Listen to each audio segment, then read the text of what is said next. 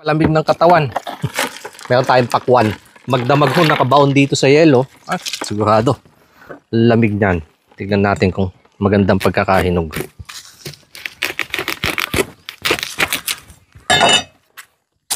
Wow. Ayan po.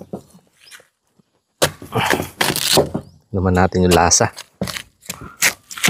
Oh girls, you want to eat pakwan?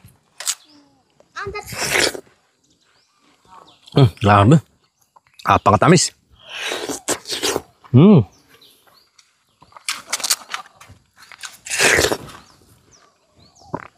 O sa kalamig.